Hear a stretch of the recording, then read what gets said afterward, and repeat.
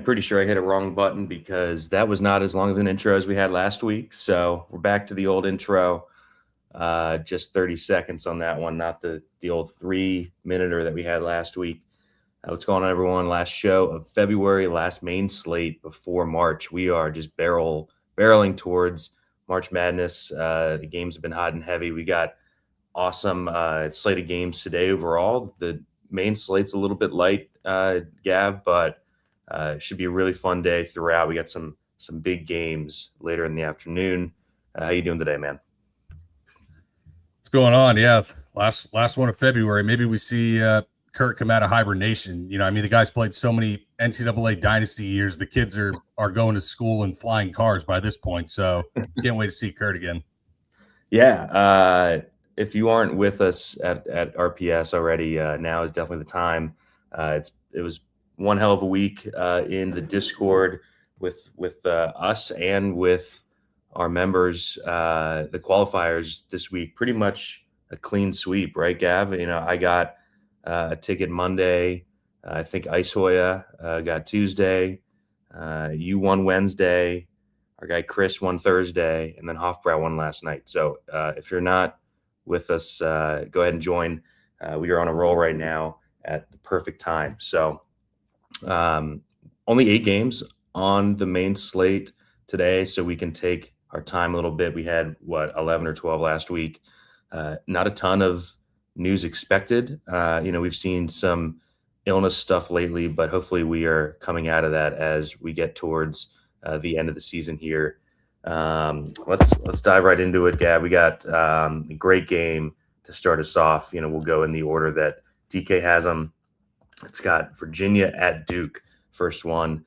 Virginia 14th at KenPom. Duke sitting at second at KenPom. He's got this Duke 75-65, so lower total here, but should be a great game overall. What do you think? Yeah, I mean, basically battle for the ACC crown, which is also crazy to see a double-digit point spread for such a game, but that's how good Duke's been, right? I mean, they just went up against maybe the best, rim unit in the entire country in Michigan, beat them. Now they get Virginia, who's right up there, with everybody, but might be one of the best defensive nationally.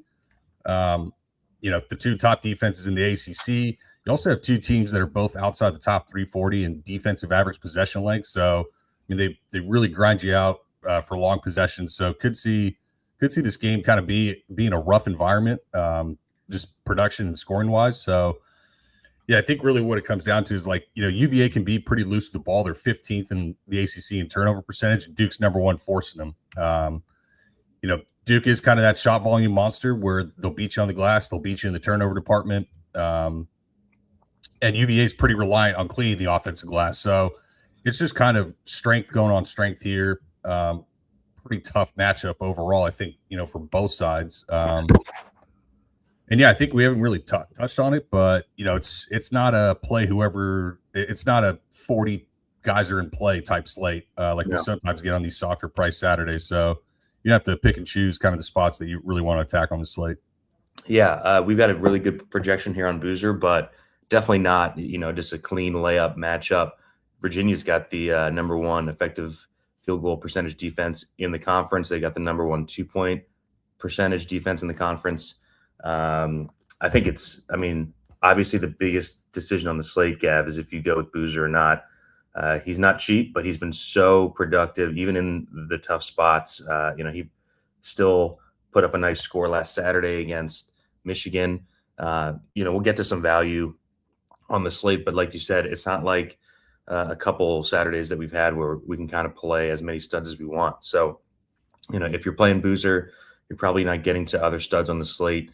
He's got a good projection. It's just not a spot where I think he's going to give you, 60 or something like that. Have you clicked around lineups yet? What are your thoughts on Boozer for DFS? And then anyone else in this game? I think Ngongba is interesting a little bit. These are just going to be the games where we see those minute ceilings on the Duke guys. Yeah, I mean, I wouldn't get too, enamored with the box score against Notre Dame that, Boozer put up. I mean, he's just absolutely death smashing these bad ACC teams. He did it at Stanford. he puts up the really gaudy stat lines. So in the context of this slate, given pricing and his salary, I wouldn't say he's a must play like he could be on other slates, but we only have 8 games, so just with less options to choose from, I imagine he'll be substantially owned. He should be definitely the best spend up on the slate. I wouldn't say you just have to kind of lock him in type scenario. Not quite. Anyone else in this game intrigue you for DFS? This is going to be a better real life game than DFS game. I think my issue is DK finally just priced up all the UVA guys into the 5K range, not really knowing who's going to get the 22 minutes and who's going to get the 27. I think it's kind of tough to really get to anyone outside of Boozer in this game, at least for a main team. I could see getting to Ngangba, I could see getting to DeRitter, guys like that if you're playing a bunch, but I think it's pretty tough. Yeah, I mean the argument for Ngangba is the level of production, but he's 5th on the slate in fouls per 40 last 5 games.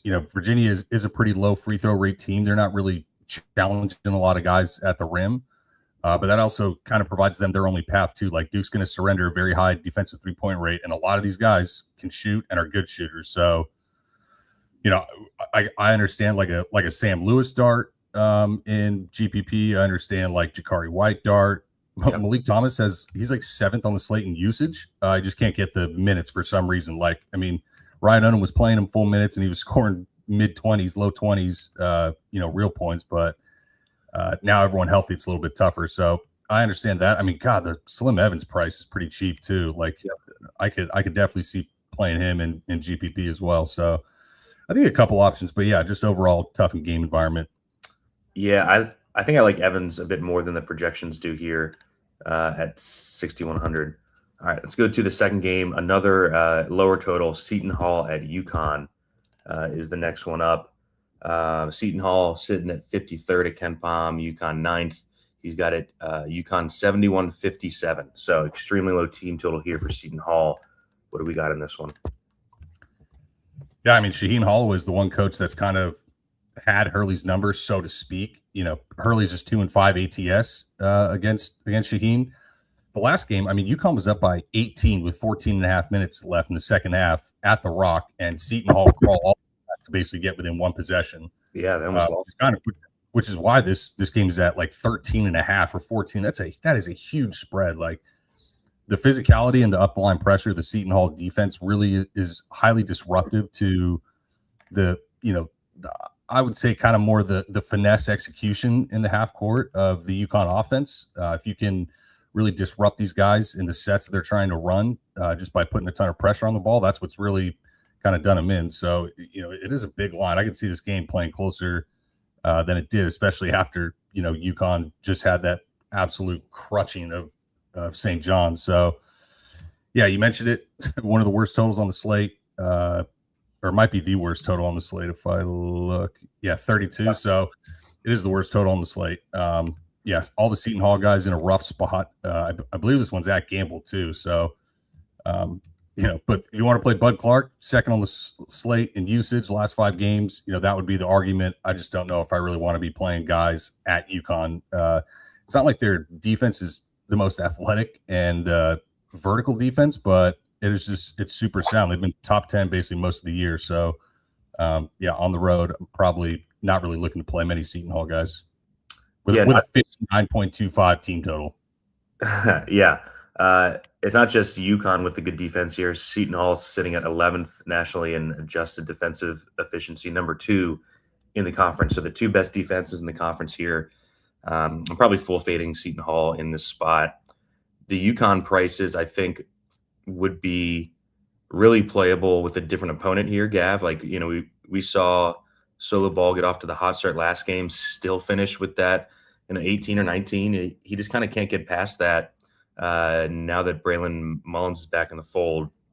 It's just kind of become hard to decipher on a game-to-game basis, Gav, who is going to be between Demery, Caravan, Mullins, Ball. We saw Terrace Reed just have a Mondo game on Wednesday night. He's going to be kind of the same player, right? If teams are able to push UConn, that's when you see the 30 to 32 minute Terrace Reed.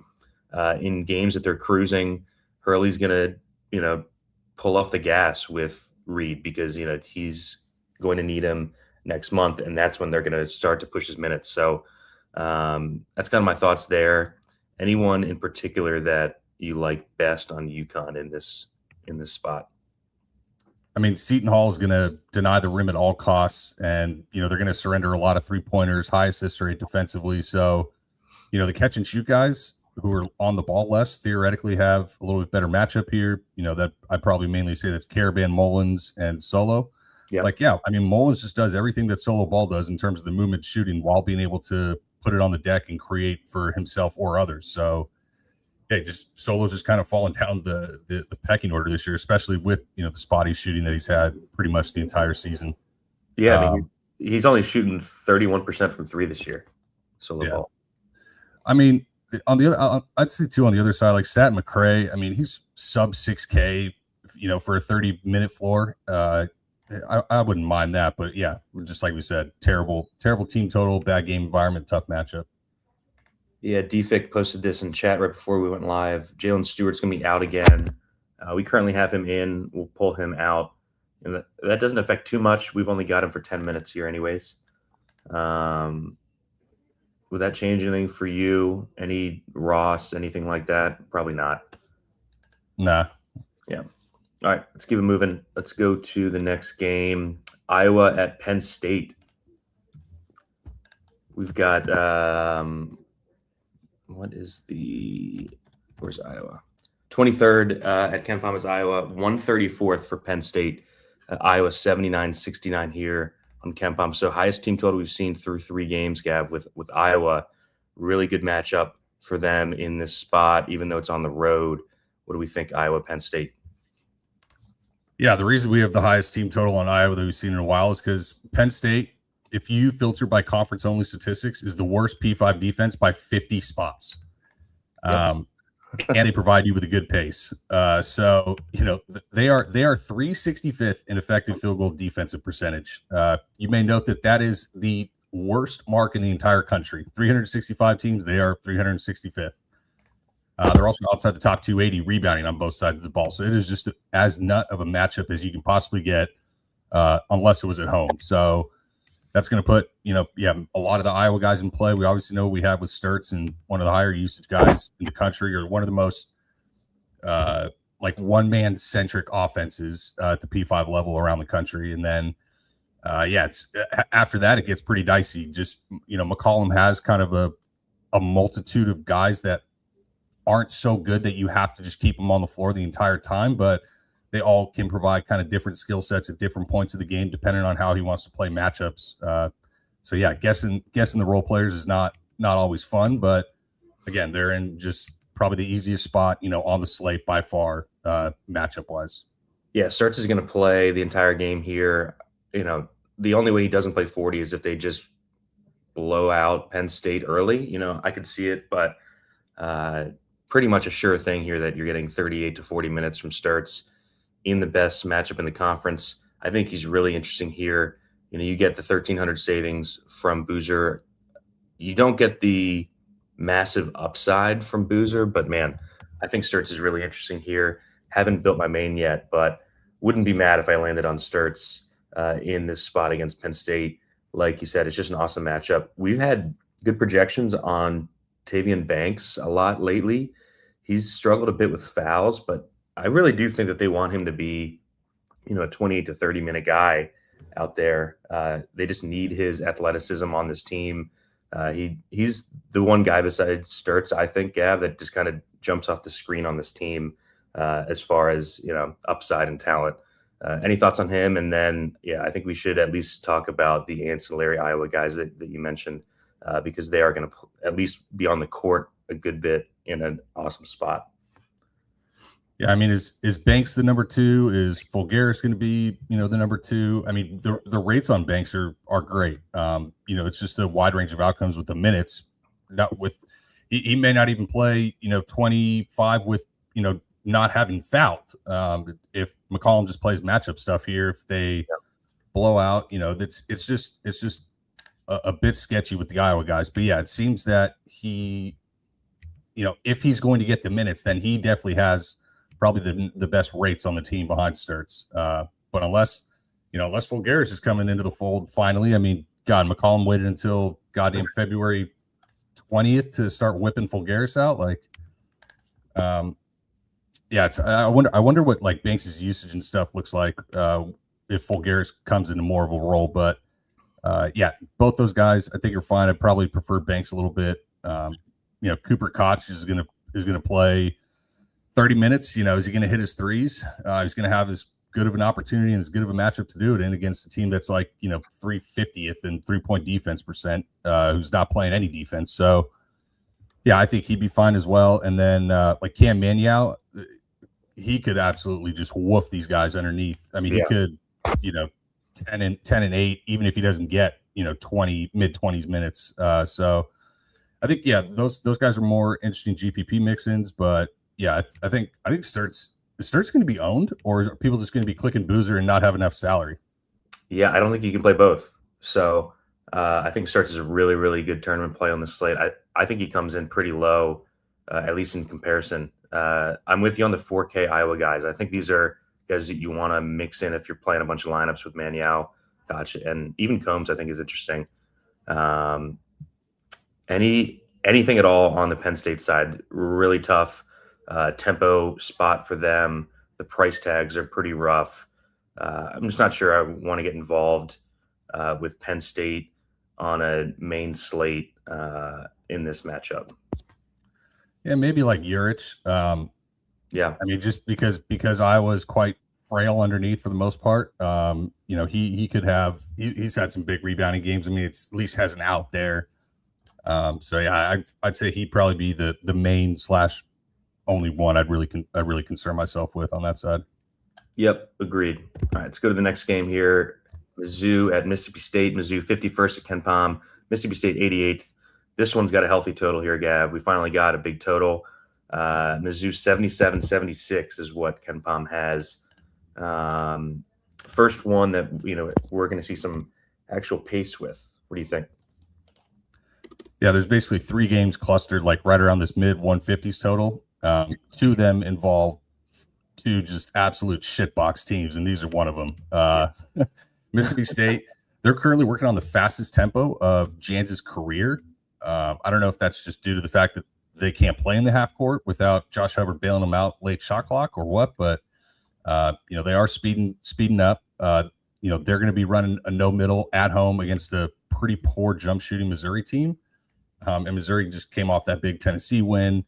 So, this is a pretty tricky spot right here. I could actually see one where the Missouri kind of zone-ish looks against, like the way that Hubbard's been shooting it lately. He's finally hitting shots and, basically has the highest usage on the slate by quite a bit of margin over the last 5 games. So, yeah, it's both teams are pretty strong at denying the rim, and both teams are pretty, bad shooting away from the rim. Missouri's huge issues that they just haven't held on to the ball all year. But Mississippi State has an 11% turnover percentage on the defensive end, so they won't really concern them. So that's kind of how I see. You'll get plenty of shots in this game without a whole lot of turnovers. Mizzou actually has been getting blasted on the offensive glass, and part of that is playing like a Tennessee last game. But do you really want to play a chore for Mississippi State? Like, oh God, I mean, it's pretty easy matchups, kind of both ways. In a good total. So I get it, at least from that perspective. Yeah, I think there's a bunch of interesting plays here. I agree with DFIC. I think Hubbard is going to be the second highest owned spend here. He's been good lately. The price is up though. You're paying to find out on a scoring only guard. He's not going to give you the peripherals much at all. But I think he could score 25 real and get you like 30. Yeah. I think the mid-range Mizzou guys are interesting, Gav. I want your thoughts on T.O. Barrett, Trent Pierce. These guys have been pretty good lately. Even Jaden Stone. I think I want to be in this range more than a Mark Mitchell. I mean, T.O. Barrett has basically just iced Anthony Robinson out of the rotation. He's been really good. Yeah, Anthony Robinson went from like potential sleeper draft prospect coming into the year to the second string guard on a team in the bottom third of the SEC or bottom half of the SEC. It's pretty wild. But T.O. Barrett's been good, man. I mean, if you look at basically across the board, other than rebounding, I mean, he puts up stats everywhere, and he's pretty elite percentile wise in each category over the last 5 games. Like, he's been super steady. We've talked about like how Mississippi State can't contain dribble penetration for their life, which is what happens when you have Josh Hubbard and Jaden Epps as your 2 guards. So, yeah, I mean, it's plenty easy matchup for T.O. to get into the paint, to drive and kick. Will Missouri hit the shots? That's always another question. Kind of also helps Mark Mitchell, in the same regard, in that, he's going to get to the rim, and there's minimal rim protection from the Miss State side. So, yeah, I mean, Sean Phillips, I don't know. 4.49. Oh, I mean, sure, you can mix them in like an MME stuff, but I think that's pretty uninspiring. And then, yeah, I mean, what do you do with Anthony Robinson, right? I think you have to mix him in a little bit in GPP stuff, but he's still the backup guard, So, what does that equate to minutes wise? Like, I'm so glad Jaden Stone finally doesn't just pop off the page of projections. I was so sick of that Fugazi ass every fucking slate. Fugazi. So yeah, I mean, he's eating into some of Stone's minutes. Robinson is, so that's, I think, at least what makes him viable. Any interest in like Sean Jones? We got a question in the chat about him. He's had a couple good games in a row. They've been pretty stock reliant. How many minutes do I have him at here? 22. Got him at 22. He's played 22 plus in 4 straight. I think he's at least interesting. He's just not a guy that I've ever really gotten right. So, these I think he's more playing in the context of this slate. If we like Hubbard, we like Sturts, we like Boozer, all are in good smash spots, then yeah, I don't mind going down to a guy of 4.3 where basically he could score 0 real points and still return value at that price. Yeah. Couple rebounds, couple assists, couple stocks, and he's basically there. Then if you get the points, then great. Yeah. So, Sturts or Hubbard, I mean, that's kind of a different question. They're not really in the same price range. I like Sturts more just because it's not all scoring. He's in just an awesome spot, but we'll see how things fit. All right, let's keep it moving. Let's go to the second half of the slate. Back to the Big East, Georgetown and Xavier. This is our first news spot here, Gav. Georgetown 87th at Ken Pom, Xavier 97th. Another really good game total here. Xavier 78-76 is what Ken Pom has it projected at. The news here, Georgetown, KJ Lewis out.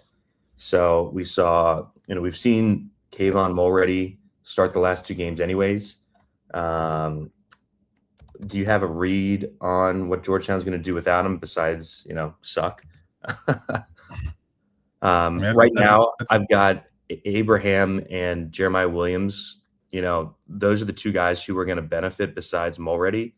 I've been smoothing out the minutes because I'm not really sure who starts between Abraham and Williams there. I think whoever does, you can give a couple extra minutes to. Yeah, I mean, KJ Lewis was top 5 in the Big East in shot rate. So it's a massive void to fill. You have 2 of the 5 fastest offensive average possession lengths in the Big East, and you have 2 defenses in the bottom half of the conference as well. So kind of similar to, the game we just talked about, 2 shitty teams. Both are in easy matchups, pretty good spot. And especially we have the news. Georgetown's lost 5 straight, and then they just lost KJ Lewis. You know what Ed Cooley's record is in his first 25 quad 1 games at Georgetown? 1-24. That would be exactly what Patrick Ewing's was. I believe it was like 3-22 or something like that. Which is pretty funny, but yeah, I mean, like, why not unleash kind of the younger guys if you're Cooley? Might as well. You're not going anywhere this year, so yeah. I think if I had to guess, he probably starts Abraham, I think, but like I wouldn't be surprised if Jeremiah Williams popped up there if you want just like an old, decent floor vet in there. Talk about old. I mean, he was at Temple during COVID, right? Feels like it. So yeah, I mean, this is probably, I think, one of the better DFS spots. Obviously, not only just game environment wise, but kind of we have injuries, guys at every price. This will probably be, the most chalky game stack on the slate, if I had to take a guess, because there are a multitude of guys in play here. Yeah, this is the only spot on the slate, Gav, where injuries have given us guys at prices that they wouldn't be if DK knew that guys were out beforehand. So already, I think, is a lock and load core play, first core play of the slate. I think Malik Mack is super interesting. I've got him for 36 minutes. Would you be surprised if he played all 40? I think he could easily play all 40 here. It's a good price tag on him. He's going to have the ball in his hands a lot more. Any thoughts there on him? And then the Xavier studs, also in great spots. We've seen Trey Carroll rip up games like this pretty much all season.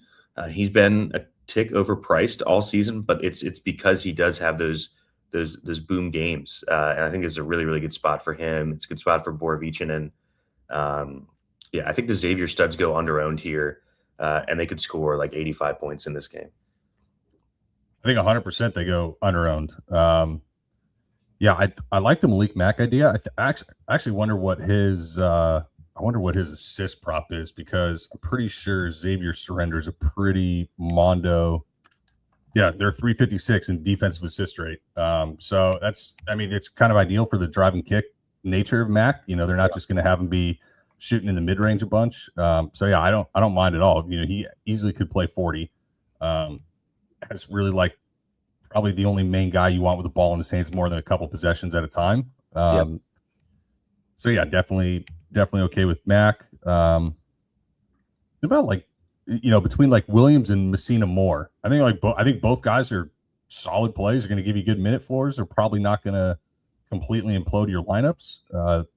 They'll give you some decent production out there. So it's almost harder to say who's not in play in this game, to be honest. I mean, if you play Mack and Messina Moore, you could be grabbing like 78 minutes in this game.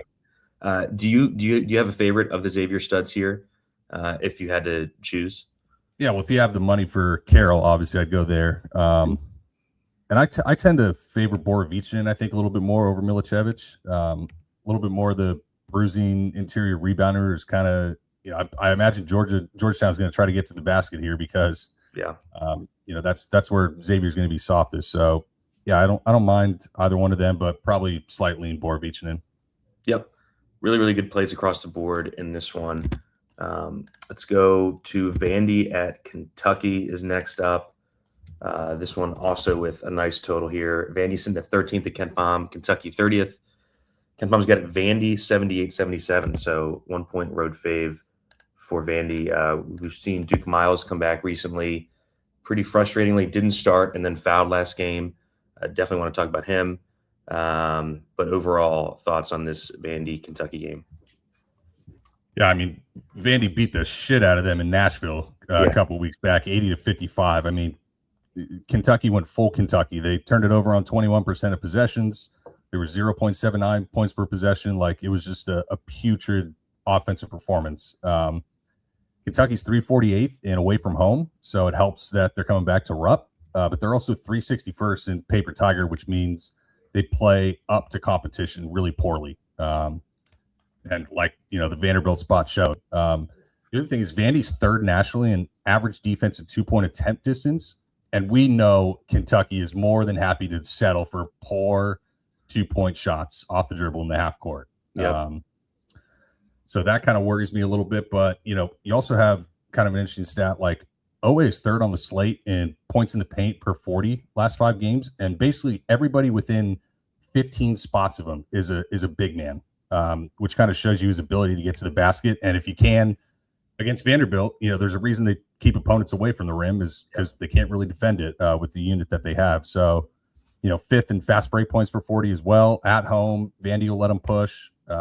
It's most of the offense from Kentucky is coming from the 3 main guards, and then they're kind of also weaving in more Moreno this year, kind of like how they were with Amari Williams last year. So, Yeah, I mean, at least we have two decent teams, and it's not like two crappy teams like we've had in high totals in the last couple. But yeah, I don't know if a ton changes schematically. I mean, Vandy beat him without Duke Miles. I kind of want to bet Vandy in this game, just kind of straight up.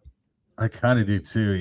It's like I don't really want to bet team, but this Kentucky team is not above losing at Rupp. Okay, like for sure. I've seen Purdue get drilled at home 4 times this year in the same calendar year, which is like as many times they lost at Mackey in the last 3 years combined or whatever.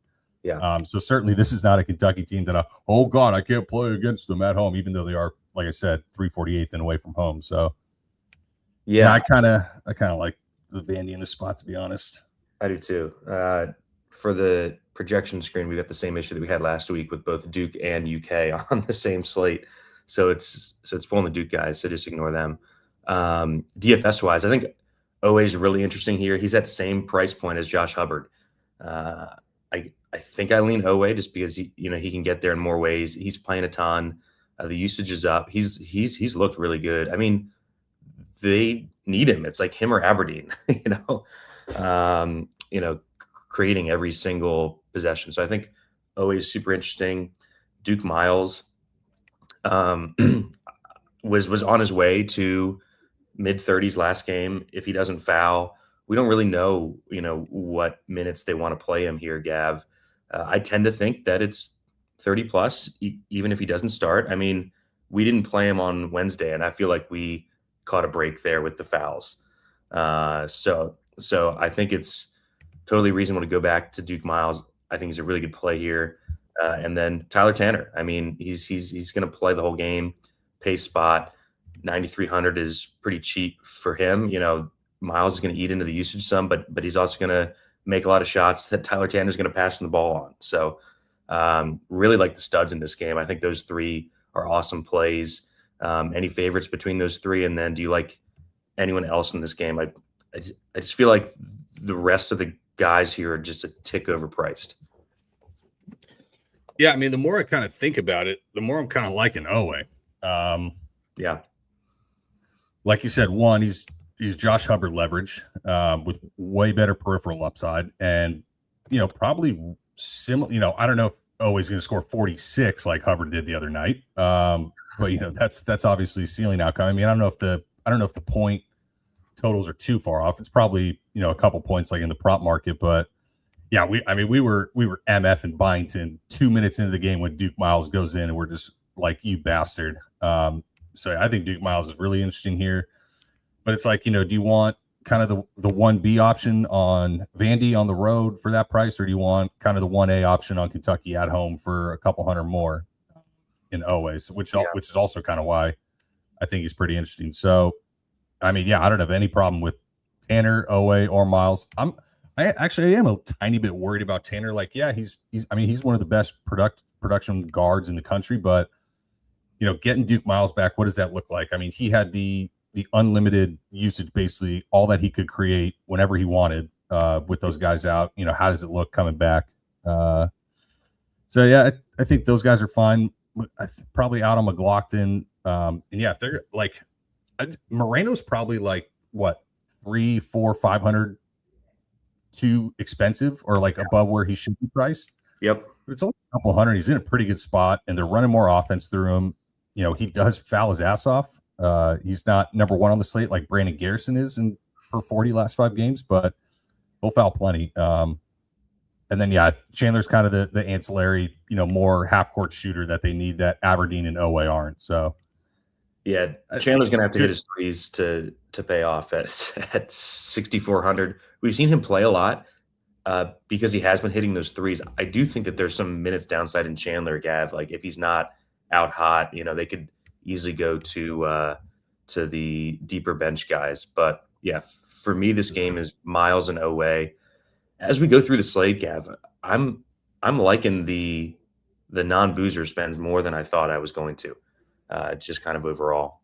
Any last thoughts on this one? Don't think I have anything to add on the other guys. If you want to mix in like Karake or Washington, sure. Yeah. All right, let's go to Louisville at Clemson. wouldn't be a Saturday main slate without these dirty bastards, Clemson, on the slate. Our nemesis the entire season. I just know that they're going to go on a fucking run in the tournament too because of how frustrating they are. But yeah, Louisville 18 at KenPom, Clemson 41st. Louisville 74-73 is how KenPom has this. We saw Mikael Brown pop up as Q here, but he looks probable to play. I've got him for full minutes. Game thoughts here, Louisville-Clemson should be a really good real-life game. Yeah, I mean, it took 21 games, but, the Denny Green meme, they were who we thought they were. Now Clemson's dropped 4 straight. I mean, that includes Virginia Tech, Wake Forest, and Florida State. This is classic. When you start getting late into the season, this is classic, like market paying the premium for Clemson needing the spot or desperate in this spot, so to speak. But Louisville fried them last year in both games, and they shot under 30% from 3 in both games. And that Clemson team was way better than this team. So this is that I wanted to bring up on the show. I want to take Louisville in this game. I am down for it. The last 6 games they've been running hotter. Remember all that 3-point regression I was yelling about for weeks? Well, the last 6 games they're shooting 43.5% from 3, while their opponents are shooting 26.6% from 3. So yeah, a 20-ish or 17-ish point 3-point delta. That's favorable. But yeah, I mean, Clemson's going to underscreen everything, and they're going to basically allow Louisville to shoot. Now, they've certainly had their woeful shooting performances on the road, and Little John is not an easy place to play. But this is one that I think we're also probably, like I said, getting an extra point or two of value just on the desperation or need it type spot that the market thinks they have. Yeah. Also, if you zoom out here, get like the talent discrepancy between these two teams is pretty massive, especially at the guard position. We've seen Clemson go to a bit more Ace Buckner. We were on this show last Saturday. Remember I said, old Buddha Johnson, old Buddha, one of him or Buckner was going to start. We did get that. So little back padding machine there. I think we could see Buckner start here soon. I mean, off of the 4 losses, he's been their best player. I wish he was cheaper, but if we see Buckner in there, especially for you MME guys, I would definitely get some of him because he has been awesome. A bit too priced up for me to click. But yeah, DFS wise, I kind of like the Louisville bet more than any individual DFS play here, Gav, especially these price tags. Brown's 9,500, Connell's up to 8K, Hadley's at 66. I don't love DFS stuff here for Louisville. It's more the bet. And then Clemson just kind of throw your hands up spot. Anything DFS wise here? So first, I think I heard that Carter Welling has been a little bit banged up too. So in addition to his foul issues, compound now that he's got some injury concerns, Ace Buckner is not only their highest usage guy, but I mean, leaps and bounds their best player attacking drop coverage off the bounce in the mid range, which is what Louisville's going to allow him to do. So yeah, I don't mind the Ace Buckner call, especially if he starts. Godfrey is probably going to provide you the best floor minutes wise of all the Clemson bigs, just given any of those Clemson bigs can generally play anywhere from 12 to 28 minutes, Yep. Not as great of a spot for like a Nick Davidson. Although, he will get some one-on-one matchups. I mean, Dylan Hunter, cheap, good floor.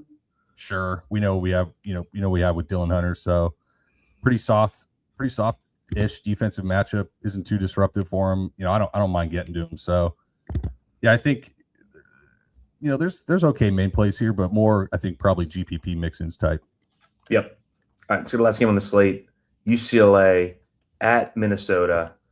Cannot wait for the post-game Mick Cronin press conference when they drop this game at the bar on the road, like 11 a.m. Pacific tip in the Midwest. UCLA sitting 40th at KenPom, Minnesota 70th. He's got this UCLA 69-68, so not the best game environment. Minnesota, man, I'm not sure I've ever seen a team as injury riddled as this basically throughout the entire year. They lost Crocker Johnson lately. I've got 8 non-starter minutes for the entire Minnesota team projected cap. Just 5-alarm fire injury situation. They've got a great coach though, and that coach is saying, "I'm not playing the walk-ons. I'm playing the 5 healthy guys I have as much as possible." What do we think here? Yeah, I hope Minnesota doesn't get into foul trouble, because they may be playing like Alabama with Colin Sexton when they were playing 3-on-5 for the last couple minutes of the game or whatever. But yeah, I mean, brutal game environment. 2 of the 4 slowest defensive average possession lengths in the conference. UCLA and their no middle principles and kind of the overloaded defense, hedging ball screens, even though Minnesota doesn't really do shit on the ball. But they're going to play a dangerous game going to the barn against Minnesota team. Like, yeah, Minnesota's no good, but they've also shot 38% from 3 at home in Big Ten play, even with, the corpses that they have running out there now every minute for them. So, yeah, there's the Minnesota guys. Sure. I mean, they're probably a little bit pricier than where I want given the game environment, but I mean, you at least know what you're going to get minutes wise, because there's not really anybody else to play. Yeah, I mean, Tyson's right at that same price as Hubbard, as Owe. I think that's interesting. He's going to take 20 shots in this game. I think I like these guys a bit less than the projections do. I'm with you on that. And then the UCLA side, man, what a call on Dent the other night. I didn't have the stones to put him in my main lineup, and it was him and Baker Mazara just going back and forth at it. That was a really fun game to watch. Anything on the UCLA side here after that game, he is priced up. Yeah, I think I'm off Dent in this spot. There was a little bit extra narrative around, coming back home as an LA kid against SC. Yeah, we ran hot in the shooting department for sure, but yeah, just not quite the same spot. I mean, I think it was Jim Root who said that UCLA's 1-5 ATS outside of the Pacific time zone, and I think their only win was like at Penn State or something. So yeah, you can see this just be a total meat grinder of a game. Even I wouldn't mind an under if not for the fact that, I mean, Minnesota could actually score really well in the spot if they're shooting well from behind the arc. Like, we've seen Bobby Durkin go crazy in spots. Kate Tyson is plenty capable of getting hot. So yeah, I'm okay with the Minnesota guys, even though I'm not really in love with those plays. Yeah, I think they're more like last man in types. Like if I land on 5-5, Grayson Grove. If I land on 5-2 and I get 38 minutes from Grayson Grove or whatever, then sure, I'm fine with that. Yeah, same. And bets, I think, would be Minnesota or under or pass. I'm not touching UCLA in this spot as far as bet wise. I actually wonder, like, Minnesota 3-point props might not be that bad. Yeah. All right, let's zoom out.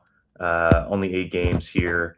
Like I said, as we went through, I'm kind of liking the 8K range a lot here, the 7K and 8K range actually. So I came into the show thinking that Boozer, even in the tough matchup, was probably going to be a must. I'm kind of backing off of that a bit. I think he's an awesome play, but yeah, I have a lot of respect for Odom and for Virginia's defense. I think he puts up a good game, but I think you're going to need 50 from him here at that price tag. So any zoomed out thoughts on the studs here, or just the slate overall? I was just trying to see, like, if you can click in 3 of the spend ups by not. Yeah, you can. I mean, you definitely can play 3 of the spend ups if you don't use Boozer. So that's the kind of the main trade off with him. Yep. It is the best fantasy floor we've seen since Zach Edey. And it's, one of the highest ceilings we've seen since Zach Edey. So that's also why he's 10.9K. But yeah, I think it's the main thing of probably the main direction of the slate, and kind of dictates how you make your lineup. So yeah, I'm more open to it than I was before. I'll tell you that. But there are some good plays, like mid 7Ks, even up to like Carroll and Sturts. So yeah, I don't mind. I may start looking at playing around without him. Yeah, really good tournament slate, I think, with just all of these guys projected right around 4K in this 7 and 8K range. So We gave away a couple bets on the show. Anything else that you want to tell the people before we head off to make our own lineups? I don't think I got much to add. And I don't think we're waiting on really any additional news, right? We do need your thought on the annual St. Mary's Gonzaga game, because I believe that is tonight. Oh God, I are we taking an under again? I took the under again. Yeah. I tweeted it probably 2 or 3 days ago. This is the Super Bowl at Moraga. Just tweeted a billion numbers just about how this game goes under, and especially when these teams play the second or the third time in the same season, even more so. So yeah, I'm going back to the well on the under. We did it last time. Yep. We're doing it again. Yep. All right. Get in Discord. We'll be in there all day. I'll be hanging out there all day. We'll have projections for all 3 slates. We got the afternoon projections up already. If you're not a member, go ahead to runpuresports.com. Use code Steve15, 15% off. This is the time to join if you're not already with us. We got projections and cores for every slate. Our Discord, I firmly believe, is the best in the business. It's got the best players in it, and it is the most active. So go ahead and hop in the Discord. I know a bunch of you are already, but if you're not, this is the time to join. We'll see you in there all day.